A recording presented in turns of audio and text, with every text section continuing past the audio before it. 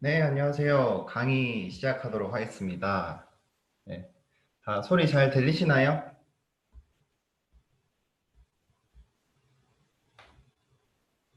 네. 네, 제가 오른쪽 컴퓨터로는 채팅창을 보고 있기 때문에 네, 대답 되게 잘해주시네. 감사합니다. 네, 오른쪽으로는 채팅창을 보고 있기 때문에 도중 도중에 궁금한 게 생기면 질문해 주시면 제가 바로바로 답변해 드릴게요. 자, 네, 강의를 이제 시작하도록 하겠습니다. 오늘 주제는 여러분들이 이제 모의 크라우드 펀딩을 이제 하게 될 텐데, 그것을 위해서 어떻게 준비해야 되는지, 그리고 그 크라우드 펀딩이라는 건 좀 어떤 것인가, 좀 그런 거를 좀 알아보기 위해서 네, 강의를 준비해 봤습니다. 네. 일단은 오픈 트레이드 소개를 잠시 드릴게요. 오픈 트레이드는 이제 대한민국 최초 증권형 크라우드 펀딩 인가기업으로 97개의 기관 및 네, 보유 어떤 창업 보육 기관 포함해서 뭐 기관 투자자 97개 정도의 파트너사가 있고요. 일단은 온라인 모집 그 펀딩 모집 실적 같은 경우는 약 여태까지 한 130억 원, 그리고 후속 투자 유치는 280억 원 정도 이렇게 투자 유치를 했습니다. 그리고 보유 회원수 같은 경우에는 7만 명 정도 돼 있고, 이 7만 명이 보통 이제 엔젤 투자자, 그리고 다양한 투자자 위주로 이제 존재를 해서 리워드 펀딩 위주가 아닌 좀 증권형 투자자로 모여 있다는 것에 좀 의미가 있습니다. 그리고 성공 기업은 약 90개 기업 정도 되고요. 네, 무슨 말인지 잘 몰라도 그냥 저렇게 펀딩을 했구나, 이 정도 이제 알아주시면 될 것 같아요. 네. 자, 일단 회사 소개는 잠깐 이제 간략하게 해드렸고, 크라우드 펀딩에 대해서 일단은 한국에서는 크라우드 펀딩이라고 하면 좀 많이 왜곡된 면이 조금 있어요. 그래서 어떤 그런 부분들을 조금 자세하게 알려주고자 요 세션을 마련을 했는데요. 주제는 크라우드 펀딩 제대로 알자. 좀 크라우드 펀딩이 어떤 건지 좀 알고 그래도 좀 임해야지 여러분들이 창업할 때 좀 도움이 되시지 않겠어요, 그죠? 그래서 첫 번째 키워드는 크라우드 펀딩은 상품 판매 수단이다. 이런 질문들을 참 되게 많이 받았었어요. 그래가지고 크라우드 펀딩은 거기는 그냥 쇼핑몰 아닌가요? 이렇게 이제 이야기를 하시던데, 이게 진짜 굉장히 이제 큰 오해라는 거죠. 크라우드 펀딩은 이제 외국에서 먼저 시작을 했는데, 그 어떤 이제 창업자들이 뭔가 내가 아이디어가 있는데 처음엔 자본이 없을 거 아니에요. 그래서 그 자본을 조달하기 위해 가지고 그 주변 친구, 그리고 지인, 그리고 부모님을 이제 그 아이템에 대해서 설득을 하면서 이렇게 자금을 모집하는 행위를 어떤 이제 그것을 캐치를 해가지고, 요거를 내가 제품 만들기 전에 이렇게 온라인에 올리면은 좀 자금을 좀 모을 수 있지 않을까라고 해가지고 킥스타터라는 데에서 처음 이제 시도를 했었죠. 그 전에도 그런 시도가 있었긴 했는데, 킥스타터가 굉장히 상징적으로 굉장히 커졌습니다. 그래서 내가 아이디어만 있고 어떤 그런 시제품이라든가 그 관련 어떤 소개할 수 있는, 좀 설득할 수 있는 자료들을 온라인에 올려놓고 거기에 대해서 이제 펀딩을 받아서 나중에 제품 제작이 완료되었을 때 이렇게 배송해주는 방식으로, 그런 식으로 이제 처음 시작이 됐는데, 한 사례가 있었어요. 여러분도 아실는지 모르겠는데, 오큘러스라고 최초 VR 만든 회사거든요. VR 기술은 원래 존재했지만, 최초 VR을 좀 상용화 시킬 수 있는 어떤 그런 그걸로 이제 만들어서 킥스타터에 올렸는데, 펀딩이 어마어마하게 많이 됐어요. 그래서 그때 이제 그 오큘러스 제품들을 이제 믿고, 저게 이제 잘 되겠거니 하고 이제 믿어주신 분들이 투자를 했겠죠. 그래서 나중에 오큘러스가 그 페이스북에 몇 조 원의 규모로 페이스북에 인수가 됐어요. 근데 그게 기간이 약 3년밖에 안 걸렸다는 거죠. 근데 그 사이에 그 오큘러스는 기업 가치가 엄청나게 올랐는데, 믿어주고 믿고 이제 펀딩해준 사람들 손에는 그냥 오큘러스 1세대 제품, 그게 이제 손에 그냥 들려 있었던 거죠. 이제 전자제품 같은 게 이제 팔리지도 않죠, 보통은. 그렇게 딱 하다 보니까 아, 이런 것들이 아니라 이게 시민들이 어떤 그런 기업에 믿고 투자를 해줬으면은 그 기업이 성장함에 따라서 그 성장 과실을 좀 같이 나눴으면 좋겠다라는 그런 생각을 가지고 그 미국에서 처음에 잡스법이라는 게 이제 제정이 됐어요. 그게 어떤 거냐면 원래는 이제 그 크라우드 펀딩을 이제 돈을 주게 되면은 이 제품으로만 이렇게 줄 수 있는 것이 그냥 그 합법이었는데 그게 아니라 크라우드 펀딩으로 이제 믿고 투자를 해주면 주식으로 주는 방향으로 그렇게 이제 법이 제정이 됐다는 거죠. 그게 그 증권형 크라우드 펀딩의 시초 모델이었습니다. 그래서 그 모델이 이제 사건 사고 없이 잘 되다 보니까 우리나라에도 이렇게 넘어오게 된 계기가 있었는데 그래서 크라우드 펀딩은 상품 판매 수단이 아닌 기업의 자금 조달 수단이다. 이렇게 이제 생각하시면 돼요. 그래서 여러분들이 어떤 그 프로젝트를 하거나 뭐 기업의 어떤 뭐 성장을 위해 가지고 자금이 필요할 때 그 조달을 크라우드들에게 할 수 있는 어떤 그런 제도다. 이렇게 생각하시면 됩니다. 그래서 크라우드 펀딩은 이렇게 많은 제도들이 있습니다. 뭐 보상형, 채권형, 주식형, 하이브리드 이런 식으로 해가지고 하이브리드는 최근에 이제 성행한 거고 어쨌든 이 외에도 기부형도 있죠. 네, 그래서 원리는 다 똑같습니다. 내가 어떤 뭐 프로젝트나 어떤 목표를 위해 가지고 자금이 필요하다는 것을 온라인으로 이렇게 뭐 다양한 매체들이 있겠죠. 신문 광고도 되고요. 뭐 온라인도 되고 뭐 SNS도 되고 그래서 이 그 내가 어떤 뭐 목표를 위해 가지고 사전에 돈을 모으는 행위를 통해서 그 사후에 내가 뭐 감사합니다 하고 아무것도 안 주면 이제 기부형이 되는 거예요. 되는 거고요. 그리고 감사합니다 하고 이제 제품을 돌려주면 보상형이 되는 거고요. 그리고 감사합니다 하고 이자를 주게 되면 채권형이 되는 거고 그 이제 돈을 받은 거에 대해서 주식을 주면 또 주식형이 되는 거죠.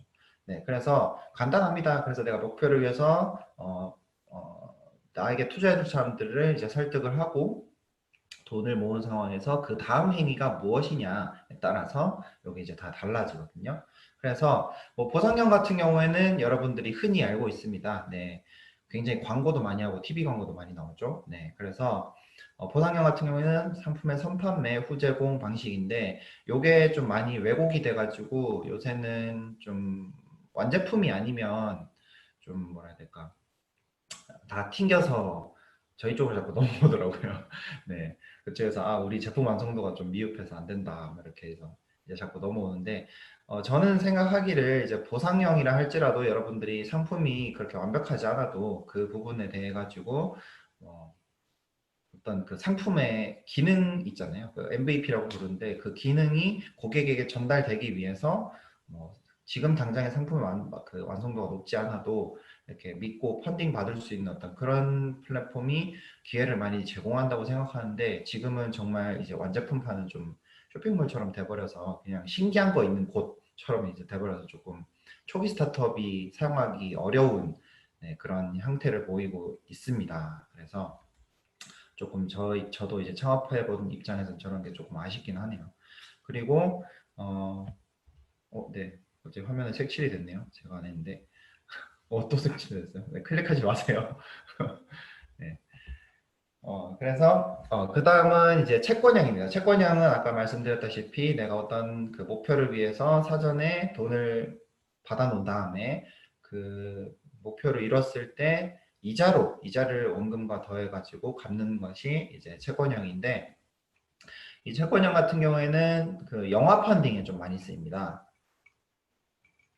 그리고 부동산에도 많이 쓰이죠. 그래서 건물이 지어지기 전에 우리가 초기 자본이 이 정도 필요합니다. 라고 한 다음에 그 건물이 완성되었을 때 그 나중에 그 돈으로 이자를 매겨서 주는 그런 방식이고 뭐 영화 같은 경우에는 뭐 조금 어려운 말로 이익 참가부 사채라고 해가지고 이익이 커지면 커질수록 이자를 많이 주겠다라는 약속을 하고 이걸 하는 부분인데 그 예전에 저희가 사무엘 잭슨 나오는 그 킬러의 보디가드 그 영화를 펀딩을 한 적이 있었어요. 그래서 그쪽에서 그 뭐 약 14만 명 정도 관객이 동원되면 우리가 그 돈을 손익분기를 딱 맞출 수 있다. 그래서 14만 명 이상이 되면은 내가 이자를 이만큼씩 붙여가지고 갚겠다라고 했는데 거의 한 130만 명이 동원이 돼가지고 거기에 투자했던 사람들이 그 단기간 내에 수익률이 60%가 이상이 났어요. 그래가지고 네, 그런 것들도 있었다. 뭐 이렇게 이제 뭐 알고 계시면 되고요.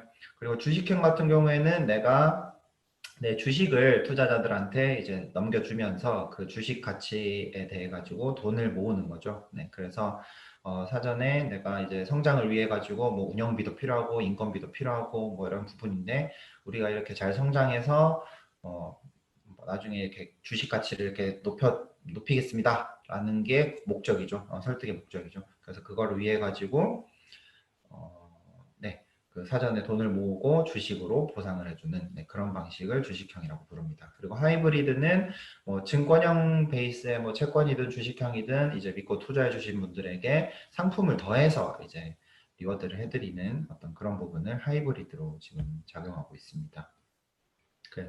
네, 그래서 뭐 이런 여러 가지 이제 크라우드 펀딩의 어떤 제도들이 있는데 저희 나라에서는 지금 좀 많이 왜곡이 돼가지고 보상형만 좀 많이 좀 이런 좀 금액이 커지고 있는데 이런 것도 아니고 저런 것만 있는 게 아니라 다른 것도 많다 이렇게 이제 아셔야 되고 여러분들이 이번에 모의 크라우드 펀딩 하는 것은 주식형을 위해서 여러분들의 기업 가치를 시장에 인정받는 그 행위를 하기 위해서 모의 크라우드 펀딩을 하는 겁니다. 네. 그리고 그 다음에 키워드는 크라우드 펀딩은 전문 투자자 연계를 한다. 네, 스타트업이라면 되게 로망이죠. 전문 투자 기관의 뭐 벤처 캐피탈이라고 부르는 또는 뭐 조금 메이저 엑셀러레이터. 그래서 거기서 이제 투자를 받게 되면 그때부터 굉장히 자금의 어떤 여유가 좀 생기면서 좀 광고도 좀 할 수 있고 뭐 새로운 뭐 자산도 확보할 수 있고 이런 방향으로 이제 좀 폭풍 성장을 할 수 있는 어떤 그런 계기가 되는데 뭐 그런 자본들이 이미 다 조달돼 있으면은 뭐 아무런 상관이 없겠지만 보통 스타트업들은 자본의 한계성이 있죠. 그래서 이 전문 투자자의 어떤 그런 큰 금액들을 받는 것을 되게 로망으로 이제 가지고 있는데 크라우드 펀딩은 전문 투자자 연계를 합니다. 그래서 그 전문 투자자들은 크라우드 펀딩 못 하는 거 아닌가요? 뭐 이런 그 질문을 많이 받는데 지금 이 전문 투자자는 리워드형은 아닙니다. 네. 전문 투자자는 리워드에 투자하지 않습니다. 네. 그래서 크라우드 펀딩은 이제 전문 투자자 연계를 하는데 좀 쉽게 설명을 하면은 크라우드 펀딩 같은 경우에는 여러분들의 그 주식이나 어떤 그런 채권도 포함하면 조금 어려우니까 여러분들의 뭐 주식을 팔 수 있는 그냥 무대라고 생각하시면 돼요. 플랫폼이라고 보면 되는데 뭐 이렇게 가상의 시장이 존재한다고 하면은 우리가 주당 가치 뭐 한 2만 원에 이렇게 시장에 한번 내놓겠습니다라고 해가지고 사업 계획서를 이렇게 올리면 그 가치를 인정을 하는 사람들이 그 주식을 사가겠죠. 근데 그 사가는 사람들이 뭐 전문 투자자도 될 수 있고 뭐 내 가족도 될 수 있고 그리고 내 친구도 될 수 있고 뭐 전문 엔젤 투자자가 될 수도 있고 네, 그렇습니다. 그래서 이런 부분들을 전문 투자자 연계도 되는구나 이렇게 이제 아시면 될 것 같아요. 네, 그래서 이런 부분은 또 저희는 또 증권형 중심이다 보니까 이런 부분을 굉장히 활발하게 이제 연계를 해드리고요. 그 다음은 네, 투자받은 이후 주주사용법. 요거는 이제 초기 스타트업 분들이 꼭 알아야 될 부분이라서 이제 가져왔는데 투자받은 이후에 주주분들을 별로 안 괴롭히시는 기업들이 굉장히 많아요. 그냥 투자해 주셨으니까 감사합니다 하고 이제 그냥 넘어가는데 명백히 말해서 투자는 굉장히 비싼 돈입니다. 네, 굉장히 비싼 돈이에요. 그래서 예를 들어서 뭐 쿠팡도 스타트업이잖아요. 네, 그래서 그 초기에 뭐 주당 가치 한 10,000원이었는데 쿠팡이 나중에 상장한다고 친다고 치면은 뭐 주식 가치가 뭐 한 10만 원, 뭐 100만 원 이렇게 됐을 때 뭐 100만 원 됐다고 치면은 거의 한 100배가 오른 거잖아요. 그러면은 뭐 주당 가치 10,000원대 1억을 투자했다. 그러면 나중에 뭐 시간 좀 걸리겠지만 나중에 엑시트 할 때는 100억이 돼 있겠죠. 그죠? 그러면은 그 1억이란 것을 초반에 자금 조달을 할 때 융자를 받았다면은 그 같은 기간 내에 내가 100억을 냈을까? 아니거든요. 네. 그래서 그런데 융자 같은 경우에는 만약에 우리 회사가 망했을 때 융자는 갚아야 되는 거가 되는 거고, 요새는 또 연대보증도 다 이제 끊기고 다 잘 돼 있어가지고, 네, 그런 부분도 이제 리스크가 많이 감소되어 있는 상황에서 어쨌든 투자는 굉장히 비싼 돈이다. 그러면은 왜 투자를 받아요? 라고 하는데, 투자를 받게 되면은 여러분들이 그런 어떤 자본 조달 시장, 자본 조달의 어떤 그런 그 스트림에 몸을 담는다고 생각하시면 돼요. 그래서 투자를 받게 되면 그 후속 투자를 위해 가지고 계속 인프라를 연결을 해줘요. 그러면은 계속 자본이 굉장히 많이 조달이 되겠죠. 네, 그런 부분들로 해서 여러분들이 굉장히 대규모 자본을 조달하기 위해 가지고 일단은 그 스타트를 끊는다고 보면 되시는데, 많은 스타트업들이 이런 자본 조달을 먼저 스타트를 끊어놓고 못하는 게 뭐냐면, 그 투자해 주신 분들을 많이 괴롭히질 않아요. 그러니까 예를 들어서 자주 찾아가고 뭐 그 좀 친해지고 뭐 좀 이거 도와달라 저거 도와달라 좀 괴롭히고 좀 이렇게 해가지고 기업에 그 비싼 돈 이제 그 분들은 솔직히 말하면은 그냥 이렇게 팔짱 끼고 있으면 여러분들이 열심히 해서 주식 가치를 이렇게 올릴 거 아니에요. 그런데 그런 부분들을 이제 주식 가치가 올라감에 있어가지고 그 돈을 이제 버실 텐데 투자자분들은 그런 부분들을 이제 조금 속된 말로 이제 뻘가 먹는다 그러죠. 네, 네. 이렇게 해가지고 우려 먹어야 되는 거죠. 그래서 주주를 이제 투자를 받은 이후에 주주 사용법은 이제 뭐 전문 투자 기관 같은 경우에는 우리가 보지 못하고 있는 시장의 어떤 인사이트 그리고 핵심 흐름 이런 것들을 이제 자문을 받는 역할을 이렇게 많이 받게 돼요. 예를 들어서 뭐 기관 투자자 같은 경우에는 굉장히 많은 팀을 보다 보니까 유사 업종의 어떤 경쟁사들도 많이 보게 되거든요. 그렇게 됐을 때 뭐 이런 우리가 그 전략을 가진 것이 전략을 세우고 가는 것이 이 시장 흐름에 맞는가 이런 부분들도 이제 좀 캐치를 잘 해주시는 편이에요. 그래서 그런 부분들을 항상 정보를 빨리 입수하기 위해 가지고 계속 괴롭히면서, 또는 우리가 뭐 개발자나 디자이너나 그런 우수 인력이 조금 적다고 치면은 좀 소개 좀 시켜달라고 이렇게 하다 보면은 다른 뭐 괜찮은 기업에서 이제 나오게 된뭐 그런 특수 사정상 나오게 된 이제 그런 우수 인재들을 뭐 우리 기업에 소개를 시켜준다던가 그런 어떤 인프라 부분을 이제 도와주게 되는데, 좀 뭐 하이 퀄리티 인프라 부분이겠죠. 네, 그런 부분을 도와주게 되는데, 그러면은 크라우드 펀딩은 주주를 어떻게 사용해야 되느냐? 크라우드 펀딩은 전문 투자 기관을 굉장히 다른 그 사용법이 있습니다. 어떤 거냐면은 팬 심리를 이용하는 건데요. 크라우드 펀딩을 받게 되면 이제 소액 주주들이 많이 생기게 돼요. 그래서 그 소액 주주분들이 각각의 가지고 있는 어떤 그 인프라들이 있어요. 그래서 그런 부분들을 뭐 굉장히 잘 이용을 하기 위해서는 뭐 단톡방도 이렇게 파가지고 저희가 이렇게 잘 하고 있습니다 이런 거 소식 같은 것도 잘 이렇게 알려드리고, 그런 부분들은 오픈 트레이드에서는 이제 여러분들이 크라우드 펀딩을 하게 되면 여러분들 각각 개인마다 회원가입을 하게 되면 기업의 마이홈이라고 이렇게 만들어줘요. 그쪽에서 여러분들 자료들을 이렇게 올려놓으면은 저희가 그 이제 자료에 업데이트 된 것들을 이제 투자자분들에게 이제 연결을 시켜 드리거든요. 네, 그런 부분들로 해서 투자를 받는다는 것은 향후 후속 투자를 계속 받아나가야 되는 준비를 해야 되는데, 그런 부분들을 저희가 이제 좀 대신해 주는 부분이 조금 있습니다. 그래서 이런 부분들을 여러분들은 그 주주분들을 잘 챙겨가면서 저희가 어떻게 잘 성장하고 있습니다라는 걸 잘 보여주면 기업의 신뢰도가 생기게 되고, 여러분들이 후속 투자를 할 때 굉장히 어려움 없이 저기는 믿을 만한 기업이야 라는 것이 평판이 나게 되고, 그런 부분들이 여러분들 자금 조달하는데 굉장히 나중에 수월할 것이다. 네, 그렇게 이제 말씀을 드리고 싶어요. 그리고 좀 재밌는 그 크라우드 펀딩 주주 사용법은 조금 후반부에 제가 말씀을 드리겠습니다. 네, 그래서 결국에는 뭐 기업이 망하는 이유는 딱 하나예요. 돈이 없어서. 네, 그 이유 딱 하나이기 때문에 그런 부분들을 좀 계속 우리가 커갈 수 있는 어떤 그런 그 기업을 만들고 싶다라고 하면은 이런 자본 조달 수단의 대표자분은 자본 조달만 잘하면 돼요.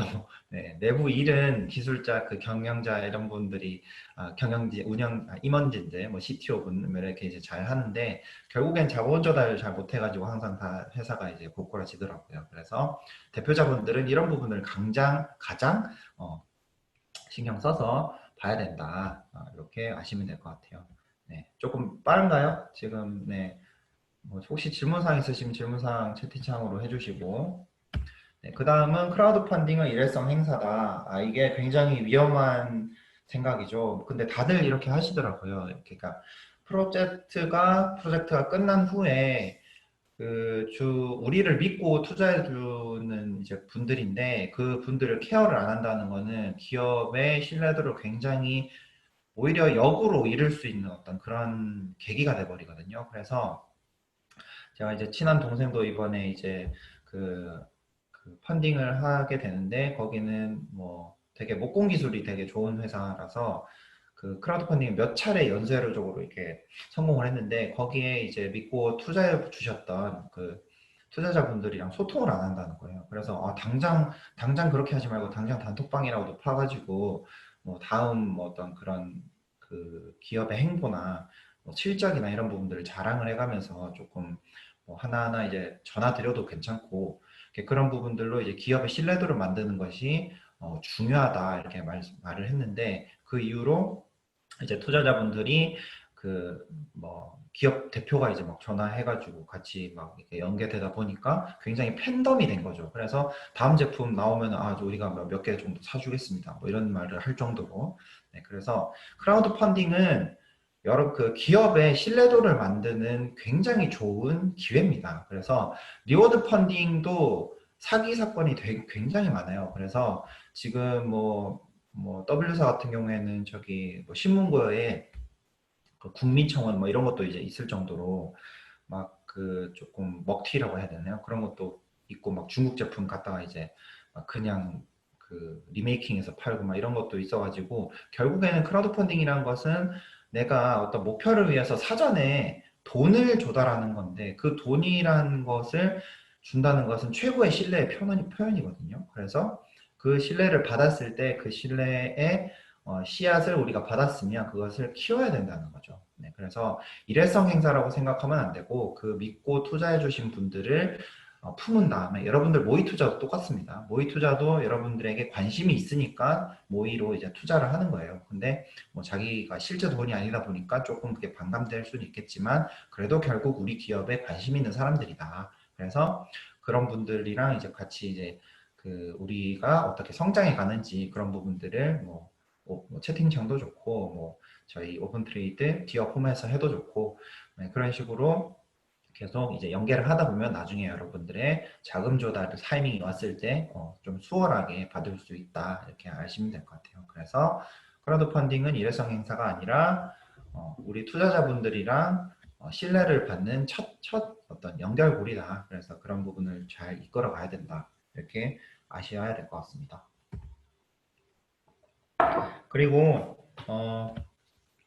저희 나라가 크라우드 펀딩의 뭐 리워드형은 뭐 그 법적 어떤 그런 제지가 없긴 한데 일단은 증권형이라고 말하는 채권형 그리고 주식형 같은 경우에는 굉장히 엄격하게 이제 법의 제도를 이렇게 받게 되는데 그 이유가 뭐냐면 옛날부터 되게 사건 사고가 되게 많았어요. 뭐 그 영화 그 마스터란 영화 아시는지 모르겠는데 그 이병헌이 하얗게 머리 해가지고 나와서 그 막 대중들한테 자기 그 금융 상품에 대해서 막 설명을 합니다. 그래가지고 막 몇천만 원 이렇게 투자를 하면은 뭐 이자로 매월 이렇게 해가지고 뭐 평생 놀고 먹고 하게 해주겠습니다. 이러면서 해가지고 막 대국민 모집을 해요. 돈을 막 계좌이체를 막 받습니다.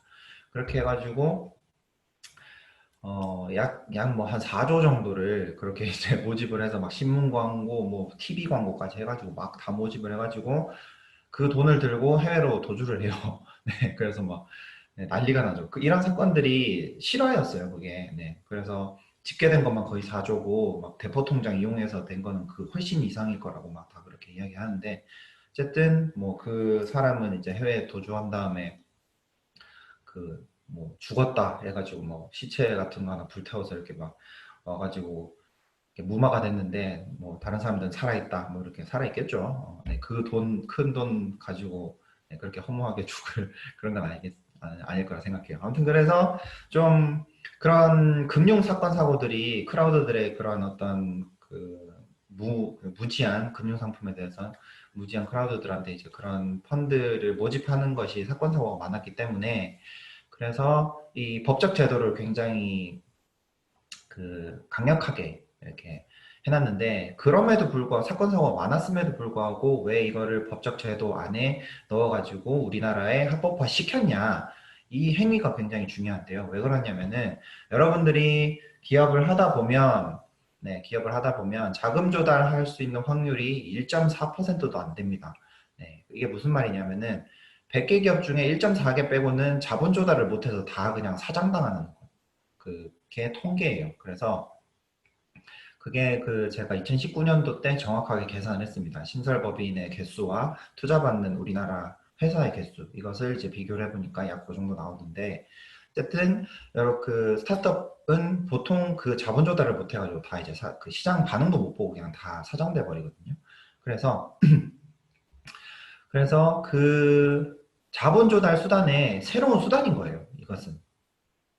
그래서 전문 투자 방금 제가 말씀드렸던 이제 1.4%는 전문 투자 기관에서 이제 받을 수 있는 어떤 그런 거거든요. 그래서 그 전까지는 크라우드 펀딩이 합법화 제도가 되지 않았을 때 자본 조달 수단은 다 전문 투자밖에 없었겠죠. 그래서 그런 부분에 있어가지고 이런 우리가 자본 조달을 함에 있어서 뭐 다양한 크라우드들에게 이제 받을 수 있는 이런 것이 이제 합법화 됐다는 거죠. 그래서 이 자본 조달 수단이 뭐 아까 그 1.4%를 그래도 조금 더 높여가지고 많은 스타트업에게 그 자본 조달을 하기 위해서 나라가 이런 지원 제도들을 굉장히 많이 내놓고 있습니다. 그래서 이런 지원 제도들을 여러분들이 활용하시게 되면 무료로 크라우드 펀딩을 이용할 수 있을 뿐더러 어떤 그런 부분들을 활용을 해서 자본 조달을 통해 가지고 뭐 시장 검증도 하고 이제 퀀텀 점프도 할 수 있다는 거죠. 그래서 이 지원 제도를 제가 한번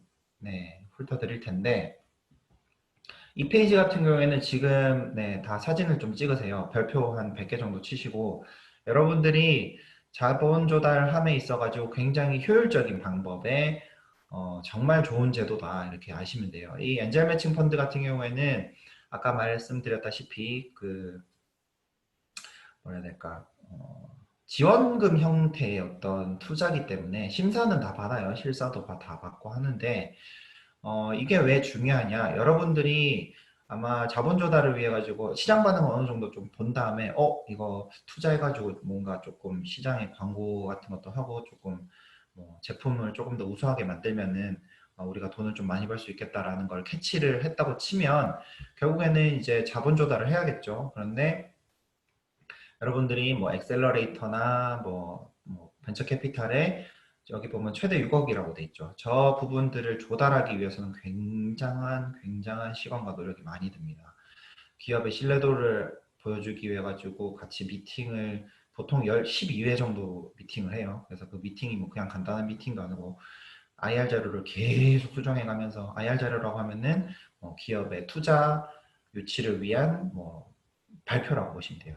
그렇게 그 IR을 계속 수정해 가면서 약 거의 한 뭐 최소 25번을 수정을 해요. 그리고 미팅을 한 12번 정도 하게 되고 그리고 제일 빨라야 3개월 3개월 동안 계속 미팅을 하게 되겠죠. 그리고 평균 6개월입니다. 그래서 여러분들이 그 자본 조달을 하기 위해서는 그런 시간과 노력을 이렇게 들여야 되는데 이거 같은 경우는 여러분들이 뭐 전문 엔젤 투자자나 크라우드 펀딩에 성공을 하게 되면 그렇게 심한 노력을 뭐 레벨이 그쪽 이 정도 규모의 그 자본 조달을 위해서 레벨이 10이라고 치면은 요건 한 5 정도 되는 것 같아요. 그래서 요 부분들을 여러분들이 잘 캐치를 하고 있다가 자본 조달을 할 때, 크라우드 펀딩 하면은, 엔젤 매칭 펀드 된다던데, 요거를 알고 계셨다가, 그런 부분들로 그 매칭 펀드를 좀 받으시면 굉장히 효율적으로 자본 조달을 할 수 있다.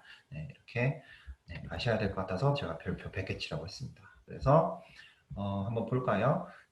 크라우드 펀딩에 이제 10인 이상, 그리고 10인 그 참여자들이 100만 원 이상 투자를 해야 되고요. 그리고 여기서 좀 어려운 말로 특수 관계인은 포함이 안 됩니다. 뭐 특수 관계인은 쉽게 말하면은 우리 가족, 완전 나랑 완전 연관돼 있는 사람들, 가족, 그리고 우리가 이제 막 돈 거래하고 있는 거래처. 네, 이거 좀 애매하긴 한데 이거 좀 풀어줘야 될 것 같습니다. 아무튼 거래처, 그리고 뭐 또 회사 임원, 임원 이런 부분들이 이제 안 된다는 거죠. 그래서 그것을 제외한 10인 이상의 100만 원 이상 투자자들이 이렇게 들어오게 되면은 전체 금액 3천만 원 이상 성공을 하면 크라우드 펀딩 매칭 펀드를 신청을 할 수가 있습니다. 그래서 크라우드 펀딩 성공 후에 본점 소재지가 지방 기업 같은 경우에는 모집 금액의 약 2배, 예를 들어서 3천만 원 모집했다. 그러면 저 3천만 원 모집했으니까 6천만 원 주세요라고 하면은 할 수 있다는 거죠. 그럼 최대 총 한 9천만 원 정도를, 네, 자본 조달을 할 수 있다는 거죠. 그리고 뭐 지방 소재 기업 같은 경우에는 뭐 웬만하면 그냥 준다고 합니다. 그래가지고 신청하는 기업들이 워낙 없다 보니까 지방 쪽은 좀 평가가 그렇게 좀 느슨하다고 이렇게 말을 하는데, 뭐 잘 모르죠. 뭐 기업이 그래도 좀 우수해야지 그 평가하시는 분들이 그래도 여긴 성장하겠다고 하고 이제 주는 거니까. 그래서 그리고 뭐 전문 엔젤 투자자가 있으면 또 2.5배 뭐 이런 식으로 해서 제도가 돼 있습니다. 그래서 최대 6억까지. 6억은 좀 TMI로 드리자면은 뭐 크레딧이라고 보면 돼요. 여러분들이 처음에 잘 모르겠어요, 이게 성공할지 잘 모르겠어요라고 해서 한 3천만 원 정도로 이제 성공을 해서 뭐 엔젤 매칭 펀드를 뭐 한 6천만 원 받았어요. 그러면은 그 최대 6억이니까 5,400만 원을 또 추가로 나중에 더 신청할 수 있는 그런 게 이제 남아 있다는 거죠. 그래서 그렇게 생각하시면 됩니다. 그래서 저 6억이라는 돈은 정말 전문 투자에게 투자를 받으려면 정말 어렵습니다. 정말 어렵고 그렇기 때문에, 네, 이 부분들을 잘 이제 캐치를 하셨다가 나중에 활용하시길 바래요. 그리고 그 다음에 이제 크라우드 펀딩은 통일 주권 공모주라는 좀 어려운 말의 일환으로 이제 그 여기 보면은 코스피, 코스닥, 코넥스, KSM, 크라우드 펀딩 이렇게 돼 있죠. 그래서 이게 이제 시리즈로 돼 있는 거예요. 그래서 그 어려운, 뭐 다르게 표현할 말이 없어요. 그래서 어려운 말로 이제 통일 주권, 즉 여러분들이 투자를 받게 되면 그냥 계약서를 쓰거든요. 계약서 쓰고 도장 찍고 뭐 이런 식으로 하는데, 그래서 그 통일 주권은 뭐냐, 주주 명부를 나라가 관리한다고 생각하시면 돼요. 그래서 주식을 판매하는 데 있어가지고 굉장히 공신력 있게 판매할 수 있는 어떤 그런 주식의 성격이라고 보면 되는데, 그래서 여러분들이 상장하게 되면 다 통일 주권으로 다 바꿔야 됩니다. 네, 그래서 여러분들은 그 크라우드 펀딩을 하게 되면 통일 주권으로 이 주식을 그 주식을 나눠주게 되는데, 어쨌든 간에 그 주식의 성격의 일환 때문에 이게 이제 시리즈별로 이렇게 쭉 뭐 코스닥, 코넥스 이렇게 돼 있는데, 뭐 코스닥, 코스피는 이제 너무 이제 뭐 먼 미래니까 일단은 제쳐두고, 일단은 뭐 저기 보면은 코넥스부터 제가 노란 화살 표현했잖아요. 저기서부터 저희는 상장이라고 부릅니다. 네, 꿈의 영역이죠. 그래서 어, 저 코넥스 그 상장을 함에 있어가지고, 코넥스는 코스닥보다 조금 작은 시장이에요. 그래서 그 코스닥보다는 조금 그 실적이 좀 낮은 그런 소규모 기업들, 네, 그런 기업들이 이제 코넥스를 가서 상장을 하게 되는데, 코넥스에 상장하게 되면은 코스닥에 상장할 때 또 특례 요건이 또 따로 있습니다. 네, 그래서 그 혜택을 계속 지금 늘려가고 있고요. 코넥스 시장과 뭐 KSM, 크라우드 펀딩을 계속 나라가 그 자본 조달의 어떤 그 크라우드들의 자본 조달의 시리즈별로 이렇게 단계별로 만들어 놨다고 생각하시면 돼요. 그래서 계속 지금 향후에도 그 장려를 하기 위해 가지고 계속 지원 제도들이 나오고 있는데, 어쨌든 뭐 본론으로 돌아가서 코넥스의 특례 상장이 크라우드 펀딩을 받으면 이런 특례 상장 요건도 있다라는 것을 이제 알아두시면은 좋을 것 같다. 그래서 먼저 코넥스 특례 상장하려면 일반형으로 그 일반 투자들이 이제 그 3억 원 이상 이제 펀딩을 이제 규모로 해야 되고, 일반 투자자는 50인 이상, 물론 100만 원 이상이야겠죠. 그리고 전문 투자자 2인 이렇게 이제 성공을 하게 되면 코넥스 특례 상장 요건을 맞춰집니다. 그런데 여기서 KSM이라고 해서 KRX 스타트업 마켓이라고 있어요. 저 같은 경우에는 크라우드 펀딩을 성공한 후에 그냥 그 크라우드 펀딩을 성공하게 되면 성공 인증서를 줘요. 그래서 그 인증서 팩스 보내고 전화만 하면 그냥 등록해주는 걸 열어주거든요. 그래서 저 KRX 스타트업 마켓 같은 경우에는, 네, 마켓 같은 경우에는 그 여러분들의 주식을 굉장히 빠르게 사고 팔 수 있는 이제 시장이라고 보면 되는데 말 그대로 마켓이에요. 그런데 저기에 이제 등록을 해놓고 6개월 이상이 지나게 되면은 저기 보면은 기업 그 펀딩 금액 1.5억 원 이상으로 이게 펀딩 요건이 굉장히 낮아지고요. 특례 상장 요건이. 그리고 일반 투자도 20인 이상으로 낮아집니다. 그래서 네, 저런 부분들을 좀 챙겨 놓으면 나중에 내가 특례 상장하는 코스도 있다 이렇게 생각하시면 됩니다. 그래서 근데 코넥스부터는 저희가 이제 상장이라고 부르는 이유가 뭐냐면은 어떤 회계 감사도 이제 외부의 어떤 그런 회계 감사도 둬야 되고 상장 요건들이 굉장히 빡빡합니다. 그래서 막 수익에 향후에 이제 성장성이 보이지 않으면 그냥 아예 상장 자체도 안 해주니까 저기서부터 상장이라고 부른 이유가 그 이제 들어가기가 굉장히 어렵다. 그런데 이런 특례 상장 요건이 있다. 이렇게 생각하시면 됩니다. 그래서 그 전까지는 뭐 실적이 안 나면 아예 검토조차 안 해준다고 생각하면은 요거는 이제 특례 상장 요건으로 이제 검토를 받을 수가 있다라고 좀 생각하시면 될 것 같아요. 그리고 크라우드 펀딩 성공 기업이 코넥스 특례 상장을 하게 되면은 아까 말했던 그 외부 감사를 네, 그 2년간, 네, 2년간일 거예요. 2년간 이제 면제를 해주는 그런 그 혜택도 있는데 이게 굉장히 큽니다. 그 외부 감사라는 게 우리 재무제표를 회계법인에 맡기는 거예요. 그게 뭐 매출액 따라 좀 다르긴 한데 뭐 거의 연간 2천만 원이 넘게 됩니다. 그런 거를 면제받을 수 있으니까 네, 완전 네, 상장을 하시는 분들에게는 생돈 아끼는 거죠. 네, 그런 부분도 있다. 네, 이렇게 꿀팁을 한번 알려드렸습니다.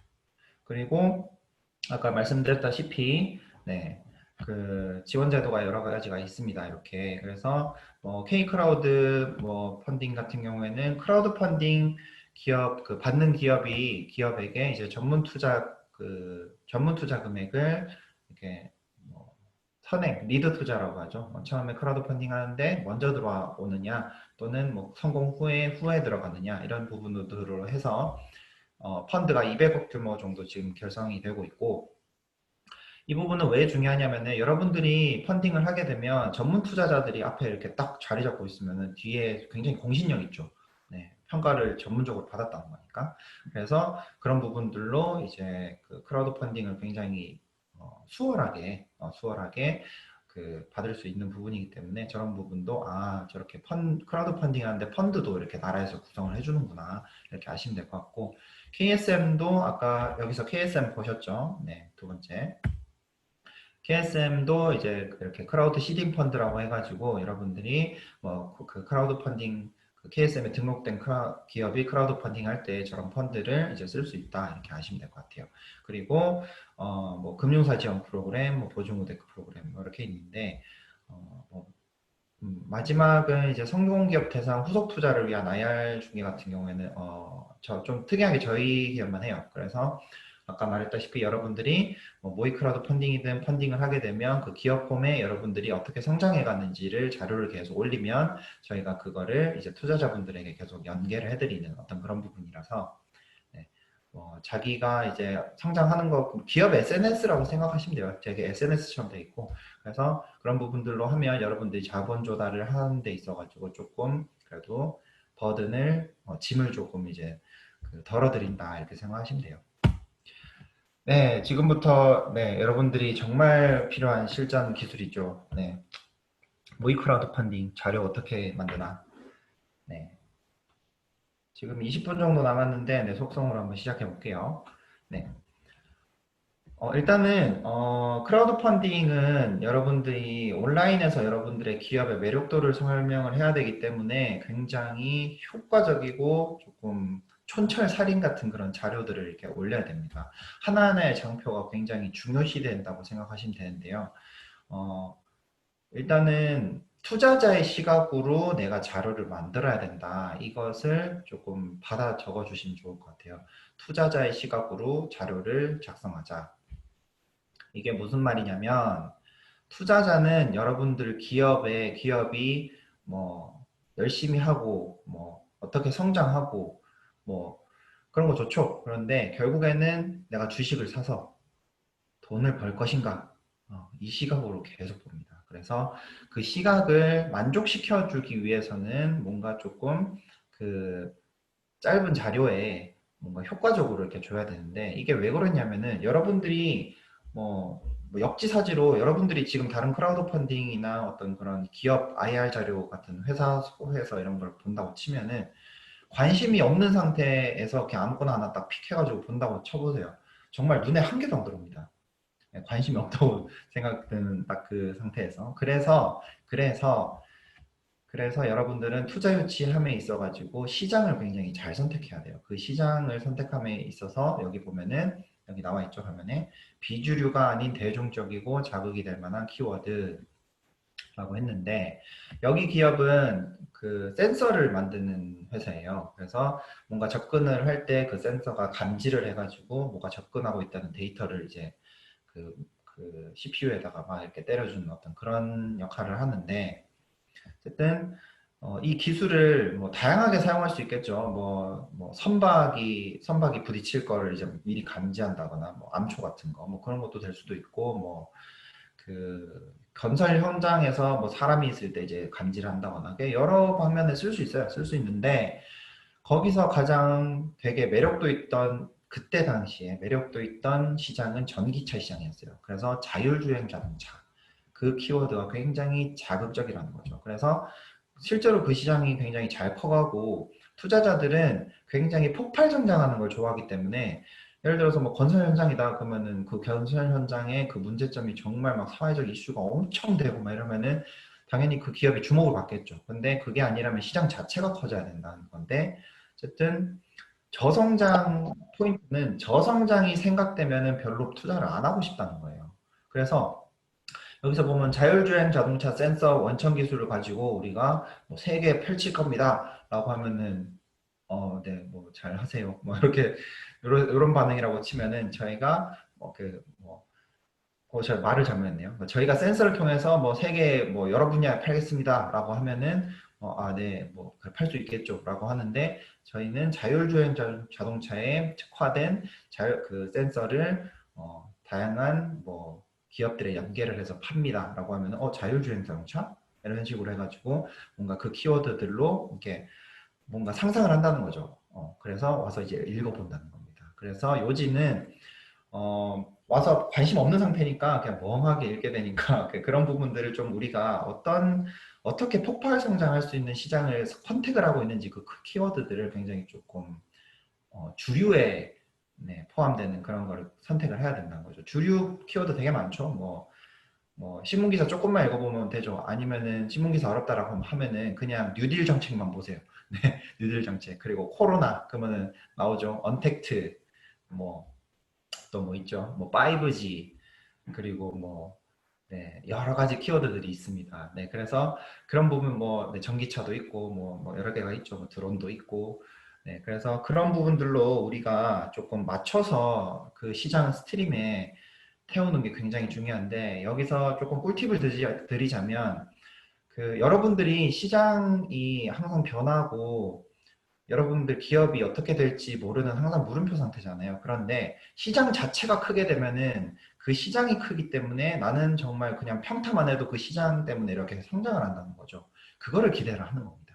그래서 비주류 시장에 있으면은 시장도 멈춰 있는데 내가 열심히 이렇게 어거지로 성장을 해야 된다는 거죠. 네, 그래서 그런 것 때문에 조금 이런 부분들을 주류 키워드를 조금 잡아야 된다 이렇게 말씀을 드리는 거예요. 그래서 여기 보면은 하나 해가지고 연간 6조 원 규모의 거대 시장 지금도 계속 커지고 있죠. 네, 향후에 자율주행이 지금 이제 시장이 커지고 있으니까 이 부분들이 뭐 다들 알아요. 자율주행 나중에는 우리가 이제 책을 보면서 운전하고 지금도 이제 고속주행은 이제 책 보면서 그냥 운전하죠. 네, 그런 부분들로 네, 그 됨에 있어가지고 저 키워드를 딱 잡은 거죠. 네, 그래서 두 번째는 라이다 원천 기술 보유. 이게 원래 레이더인데 여기는 자기는 좀 다르다고 해서 이제 라이다라고 이렇게 쓰시던데 어쨌든 그 원천 기술을 우리가 보유를 하고 있다. 이거 굉장히 중요하죠. 왜냐하면은 기업이 성장을 못하는 이유의 두 번째가 그겁니다. 원천 기술이 없어가지고 핵심 역량이 없다 보니까 자꾸 경쟁이 밀리는 거예요. 네, 그래서 그런 부분들을 우리가 확실히 다 보유하고 있다. 그리고 세 번째는 이런 거, 요거는 조금 어렵긴 한데 저것도 조금 자극적이긴 하죠. 뭐 다양한 대기업들과 뭐 이렇게 연계를 해가지고 뭐 그런 물꼬를 가지고 있다. 네, 이런 것들 네, 되게 좋은 호재죠. 네. 그래서 이런 것들은 뭐 스타트업 분들은 그런 게 잘 안 되잖아요. 그런데 저런 부분을 적을 수 있습니다. 어떻게 적냐면은 우리가 시장의 어떤 뭐 제품 반응을 MVP를 만들어서 봤는데 재이탈률이 굉장히 적고 뭐 추천율도 높았다. 뭐 이런 것도 될 수 있죠. 네. 왜냐면은 시장이 우리 상품을 좋아한다는 거니까. 그래서 결국에는 저 포인트는 뭐냐면 시장에 우리가 먹힐 거다. 그럼 먹힐 거다라고 하면 아 돈을 벌겠네. 맞죠? 바로 이어지죠. 네, 그런 식으로 해서 항상 투자자의 눈으로 그 돈에 포커싱을 해라. 네, 이렇게 말씀드립니다. 그 다음은 이제 사업 개요입니다. 사업 개요는 뭐 여러 정보가 들어갈 텐데 여기서 중요한 점은 뭐냐면 네. 중요한 점이 뭐냐면 어떤 문제점을 우리가 해결할 건지 그것을 굉장히 명확하게 봐야 됩니다. 한국 같은 경우에는 뭐 창업 같은 거 교육 가면을 네. 창업 같은 이제 교육 가면 창업할 때 뭐가 제일 중요한 것 같아요? 그러면 이제 돈, 그 다음에 이제 아이템 이렇게 말하거든요. 근데 그게 저는 뭐 한국이 좀 그런 것 같고 좀 외국 같은 경우에는 뭐 돈이 중요하고 그다음에 문제점이 중요하다 그래요. 이 문제점이 시장을 만들거든요. 그래서 이 문제점이 얼마나 조금 강력한가. 그래서 뭐 저희는 뭐 업계 말로는 뭐 비타민이냐 메디신이냐 그 약이냐 이렇게 하는데 비타민 같은 경우에는 있어도 되고 없어도 그만 뭐 이런 거고 뭐 약 같은 경우에는 뭐 바로 그 고쳐줄 수 있는 어떤 그런 부분인데 어쨌든 뭐 다양한 시장이 있겠죠. 네, 그런 부분이 있어가지고 그 문제점이 얼마나 조금 확실한가 그거에 따라서 시장이 결정되고 그 문제점이 있으면 반드시 이 문제점이 강력하면 강력할수록 기존의 대체 솔루션들이 있어요. 분명히 있습니다. 그래서 뭐 이게 우리랑 상품이 조금 다르다고 해가지고 경쟁사가 안 되는 건 아닙니다. 왜냐하면은 이 우리가 바라보고 있는 같은 문제점에 대해 가지고 얘네들이 지금 뺏어 먹고 있다는 거거든요. 그죠? 그래서 상품이 다르다고 해가지고 얘네들이 경쟁사가 안 되는 게 아니라 우리가 가진 솔루션들이 얘네들을 포함한 모든 뭐 다른 이 큰 문제점을 다른 경쟁사들이 존재할 텐데 어떻게 파괴적으로 진입을 할 것인가. 여기서는 왜 파괴적일까요? 바로 속도입니다. 속도. 아까 말했죠. 저성장 싫어한다고. 그래서 고성장이 예상되는 것은 바로 이 솔루션이 시장에 얼마나만큼 파괴적으로 접근해가지고 원래 문제점을 통해서 돈을 벌고 있는 사람들의 시장 점유율을 이렇게 빠르게 파괴적으로 뺏어올 수 있는가. 그런 것이 중요하다는 것이죠. 네. 그래서 여기서 보면은 뭐 1550 나노미터 파장대 채택 만약에 이것만 봤다고 쳐요. 밑에 저 괄호에 있는 거를 한번 손으로 이렇게 가려서 한번 보세요. 1550m의 뭐 나노 파장대 채택 무슨 말인지 알아요? 모르죠. 투자자는 이런 시각입니다. 그래서 밑에 저런 해석이 없으면은 그래서 뭐 어쩌라는 거지. 이렇게 되면 완전 진짜 실패한 장표예요. 그래서 굉장히 하나하나의 어떤 장표의 중요도가 크기 때문에 저런 식으로 조금 나오게 되면은 좀 읽는데 피로도가 굉장히 가미가 돼요. 그래서 이게 뭐가 좋다는 거지?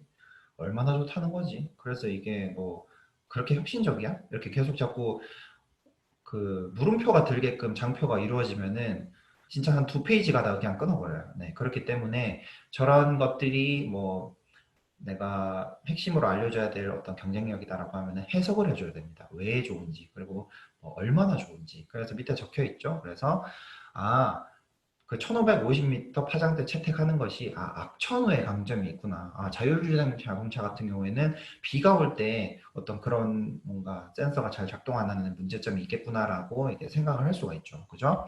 그래서 저렇게 이제 해석을 해주는 게 굉장히 중요하다. 그래서 여기서 조금 꿀팁을 드리자면 그 그러니까 그 페이지 구성의 워딩은 내용을 구성할 때 중학생이 본다고 생각하시면 돼요. 네, 중학생. 그래가지고, 네, 그렇게 생각하면 돼요. 네, 그렇게 장표를 꾸리면 굉장히 잘 읽힙니다. 그리고 매력도 있는 어떤 회사 소개서가 나오거든요. 그래서 정말 어려운 말 기름기 싹 빼고, 네, 중학생이 읽는다 식으로 이제 이렇게 소화를 이렇게 꼭꼭 씹어가지고 이렇게 주면은 네, 잘 받아 먹어요. 네. 그 다음은 뭐 고해상도 실현, 정확한 3D 물체 인식 구현 가능. 네, 저것도 투자자 시각에서 보면은 뭐 별 그런 큰 메시지가 아니죠. 뭐 저해상도로도 다 감지만 되면 되는 거 아닌가? 저게 오히려 더 비용이 많이 들어서 비효율적일 수도 있지 않나? 뭐 이렇게 이제 생각할 수가 있죠. 그런데 뭐 저런 것들이 왜 필요한지 네, 이렇게 좀 해석을 해줘야겠죠. 그리고 밑에도 뭐 네, 뭐 좋은 뭐 사례는 아닌 것 같습니다. 아무튼 그래서 기존 솔루션에 얼마나 파괴적으로 진입이 가능한가 이런 거를 잘 비교를 해서 이제 사업 계획에 적으면 좋겠다. 그래서 정리하자면은 문제점 선택을 굉장히 명확하게 해야 된다. 그 문제점이 명확하면 명확할수록 우리 아이템도 굉장히 명확하게 나오거든요. 그래서 문제점 선택 그리고 솔루션, 이 솔루션이 얼마나 기존 시장에 파괴적인가 이런 거를 네, 잘 적으시면 될 것 같아요. 잘 따라오고 있죠?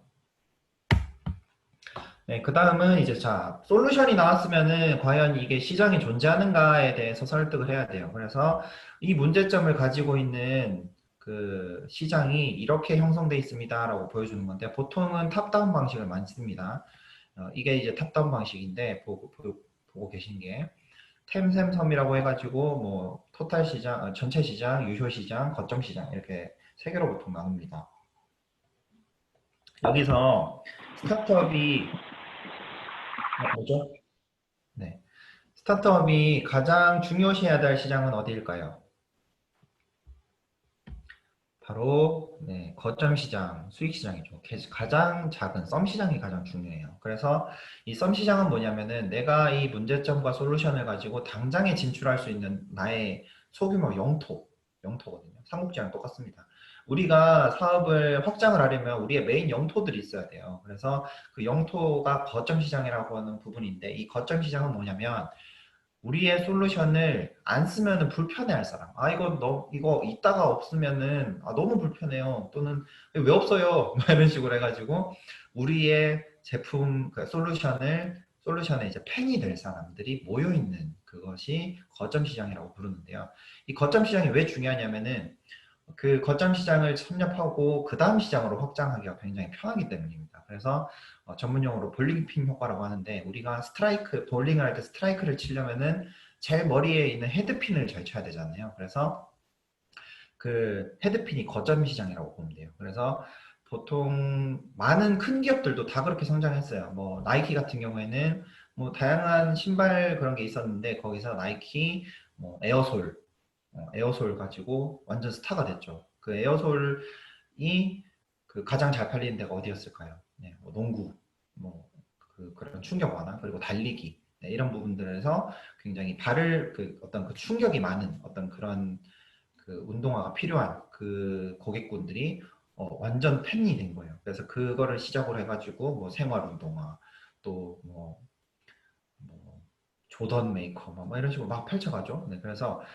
스타트업들은 일단은 살아남는 게 중요하기 때문에 우리를 좋아하는 사람들을 먼저 잘 잡아야 됩니다. 네, 그래서 이 거점 시장이 굉장히 중요하고 솔직히 말하면 유효시장, 총유효시장 이런 것들은 시장이 계속 변하면서 여러분들이 아이템을 성장해 가면서 피벗을 하게 돼요. 그렇기 때문에 뭐 그렇게 중요도 있게는 안 본다. 근데 시장이 얼마나 큰지는 알아야 돼요. 그래야지 얘네들이 좀 성장을 했을 때 상장을 할 수도 있겠구나라는 거를 이제 가늠을 할 수 있기 때문에 네, 그런 부분들로 이제 구성을 하면 되고 네, 그렇게 해서 이렇게 방식이 쓰입니다.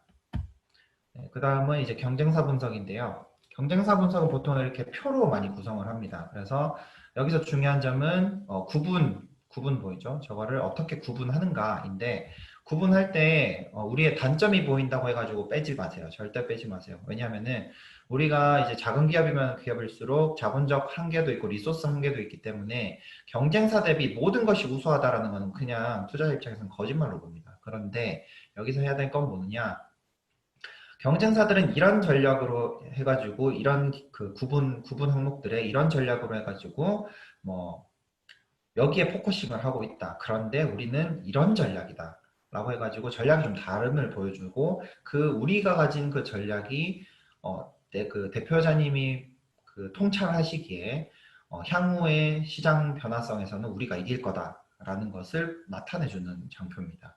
그래서 구분에 있어가지고는 뭐 여기서 보면은 뭐 기업 가치 65억 원, 근데 경쟁사에는 1.5조 원, 좀 크네요. 그죠? 그리고 여기서 좀 잘 안 된 건 타입 같은 경우에는 뭐 MES 뭐 이렇게 방식이라고 치면 이것도 무슨 말인지 모르죠. MES 방식이 옆에 있는 모터 방식보다 뭐 어떻게 좋은지 어떻게 알아요. 그죠? 그래서 해석을 해줘야 되고, 그리고 식별 가능 거리는 저거는 좀 직관적이니까 많이 하면 할수록 좋을 수도 있겠다 이렇게 이제 생각드는데 벌써 10배나 식별 가능하죠. 그리고 가격도 더 싸요. 그러면은 저희는 상상할 수 있겠죠. 경쟁사 A가 저게 진짜 팩트 사실이면 1.5조 원을 먹고 있는데 여기 회사가 확장을 했을 때 진짜 못해도 저 기술력 가지고 한 300억은 가겠네. 300억이면은 뭐 상장할 수도 있겠네. 이렇게 되는 겁니다. 그래서 저런 부분들을 이제 비교해서 우리가 이렇게 확장 가능하다라는 거를 알려줄 수 있는 지표를 보여주는 건데, 여기서 정말 별표 쳐야 될 게 있습니다. 숫자를 이용해라. 사업 핵심 포인트를 숫자를 이용해라. 그래서 이 숫자의 힘이 굉장히 강력해요. 예를 들어서 저기 뭐 MEMS 저거 보이죠? 저 기술이 숫자로 표현되면은 얼마나 좋을까요? 예를 들어서 MEMS가 기존 모터 방식보다 뭐 30% 비용 절감을 가져온다. 이런 식으로 숫자로 표현하면 바로 이게 머리에 팍 들어오죠. 그래서 이 숫자의 힘이 굉장히 강력합니다. 네, 그래서 숫자로 표현해라 이렇게 말씀을 드리고, 정성적인 표현은 요건 받아 적으세요. 정성적인 표현, 그러니까 숫자가 아닌 내가 알고 있는 그냥 뭔가 그 지식, 그냥 썰 푼다고 하죠. 그 썰 푸는 거는 약 30% 초반부에 하고 나머지는 싹 다 숫자로 하세요. 70%다 숫자로 하세요. 그래야지 빠르게 읽히고 네, 매력도 있는 사업 계획서가 됩니다. 그리고 그 다음은 이제 사업 추진 계획, 재무 추정 계획인데, 이것을 짜기 위해서는 여러분들은 유닛 경제를 만들어야 돼요. 유닛 경제가 뭐냐면, 내가 예를 들어서 A란 제품을 하나 팔고 그 A란 제품에 드는 비용이 뭐 얼마가 드는데, 뭐 하나 팔았을 때 한 뭐 100원 남는다. 그러면 그게 이제 유닛 경제예요. 근데 유닛 경제에 그 비용이 들어가는 것은 굉장히 디테일해야 됩니다. 예를 들어서 뭐 우리가 서비스업이다 그러면 이제 전화 상담원이 받는 시간이 약 평균 1시간이고 1시간을 인건비로 나누면 얼마 정도가 들고, 그런 식으로 이제 유닛 경제를 만들게 되면 여러분들의 KPI가 나오죠. 네. KPI가 뭐냐면은 여러분들의 성장 지표입니다. 우리는 KPI만 높이면은 매출이 올라가는 거예요. 네, 그 원리인데 그 KPI가 아까 말했던 유닛 경제라는 거죠. 그래서 그냥 쉽게 말하면 하나 팔 때 얼마 남는다. 그러면은 여기서 사업 추진 계획이 있어가지고 어느 시점에서 뭘 달성하면은 우리가 10개 팔던 거를 100개 팔 수 있다. 그러면은 10개 팔 때 당기 순이익이 10배가 되겠죠. 그죠? 네, 100개를 팔았으니까. 이런 식으로 해가지고 사업 추진 계획을 보여주면 굉장히 매력도가 생깁니다. 왜냐하면은 돈이 목적이니까. 그래서 보면은 지금 오른쪽에 보면 2019년도에 이제 83억 뭐 이렇게 돼 있는데, 여기서 안 좋은 건 뭐냐면은 유닛 경제가 안 나와 있다는 거예요. 83억을 달성하기 위해서 우리가 어떻게 해야 83억인지 안 나와 있다는 거죠. 그러면 저거는 논리가 없는 주장일 뿐이에요. 네, 그러니까 자칫 거짓말로 받아들일 수가 있다. 그래서 그런 부분들을 조금 유닛 경제를 만들어서 저런 부분들을 이제 곱하기로 이렇게 그 단순 이제 산수로 만들어주면은 굉장히 신뢰도 있는 지표가 되죠. 이것 또한 숫자죠, 그죠? 그리고 여기서 보면은 뭐 장애물 감지, 뭐 출시 뭐 이렇게 돼 있는데, 네, 저게 뭐 어떤 비용적 수익을 가져오는지 전혀 감이 안 오죠. 네, 그래서 뭐 예를 들면은 뭐 우리가 뭐 여기서 만약에 삼성 MOU를 통해 가지고 뭐 제품의 고도화 및 뭐 그 다음 모델이 뭐 얼마짜리인데 뭐 그거를 뭐 삼성과 계약을 하면은 100개 더 팔 수 있다라던가, 네, 그런 식으로 조금 성장 모멘텀을 찍어주는 게 요게 이제 마일스톤인데, 그 성장 모멘텀을 찍을 때 뭔가 돈과 좀 관련되어 있으면 더 좋겠다 이렇게 이제 말씀을 드리는 거예요. 그래서 보통 이렇게 마일스톤 기법이라고 하는 것은 이렇게 시간대별로 우리가 요때 크게 성장할 거고요, 요때 크게 성장할 겁니다 라는 것을 중요 이슈를 이제 찍어주는 어떤 그런 지표라고 생각하시면 돼요. 그래서 약 한 3에서 4년도 정도 이제 재무 추정을 합니다. 그리고 마지막은 네, 주요 인력인데 이게 제일 중요하죠. 여러분들이 어떤 팀인지가 굉장히 중요합니다. 그런데 여기서 보면은 잘 읽어보면 뭐 삼성전자, SDS, 상무, 네, 화려하죠. 엄청나게 화려합니다. 네, 근데 스타트업이 이게 불가능하죠. 맞죠? 불가능합니다. 그래서 그 초기 스타트업들은 어떻게 하느냐면은 스토리를 적어도 돼요. 예를 들어서 저기 뭐 여러분들 흔히 아는 뭐 에어비앤비 같은 경우에는 우리는 사업자, 네, 소리 꺼주세요. 쿵따리 샤바라 꺼주세요. 네, 그 사업 자금 같은 경우에는 네, 무슨 말 하고 있었죠? 네, 어, 네, 팀원, 에어비앤비가 이제 자기들 그 에어비앤비 초기 모델 MVP를 검증을 하기 위해서 자본이 너무 부족하니까 돈 될 것 같은 시리얼을 막 팔고 있었던 거죠. 그래가지고 투자자가 그걸 딱 보고 와, 뭐라 그랬냐면 정확히 이렇게 말했어요. 와, 이 팀은 그냥 바퀴벌레다.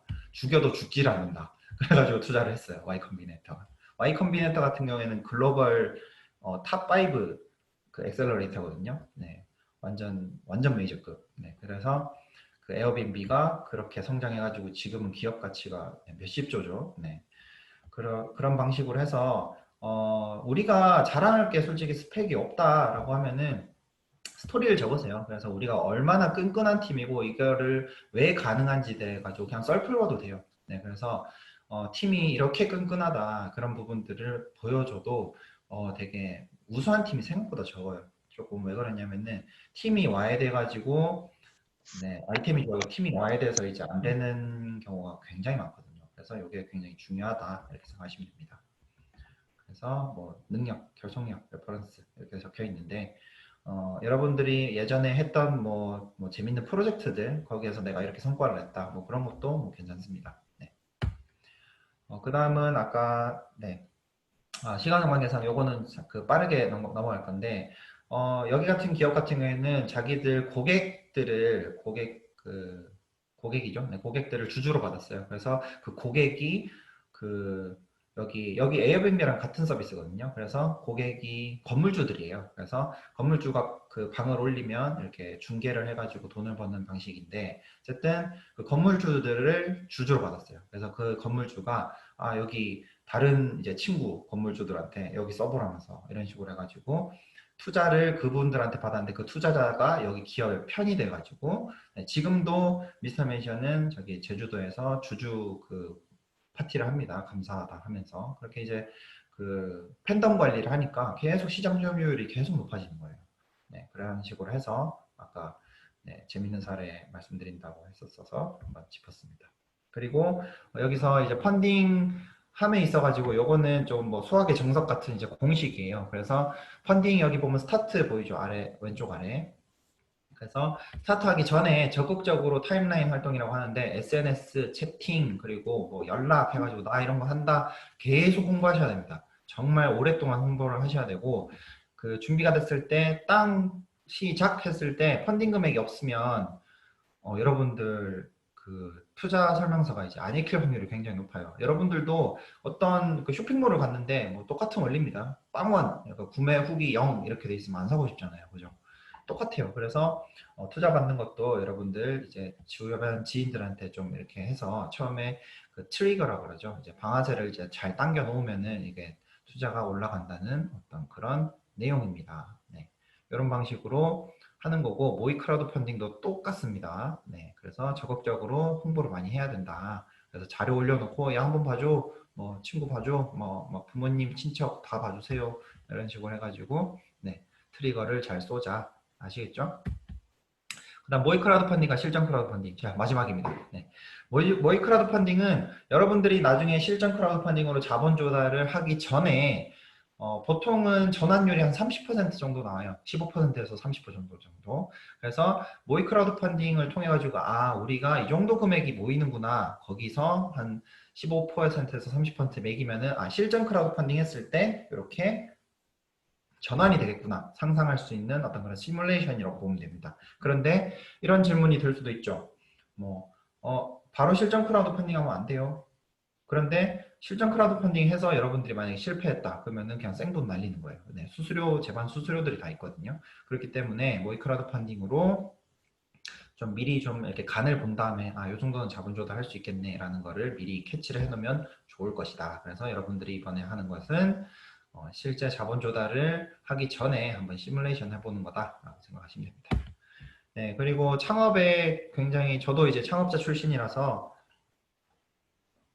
지금은 투자 생태계에 있으면서 이제 뭐 창업하신다고 하면 저도 되게 높게 삽니다. 그 가치를. 그래서 진짜 저는 창업하고 싶습니다라고 하면은 와서 뭐 전화라도 해주시면 제가 많은 거를 도와드릴 수 있을 것 같아요. 뭐 큰 부분은 아니겠지만. 그래서 네, 연락 주시면 열심히 도와드리겠습니다. 오늘 수고하셨고 질문은 안 올라와서 네, 질문 시간 없습니다. 네, 다음 한 5분간 쉬고 다음 강의 하도록 하겠습니다. 수고하셨습니다.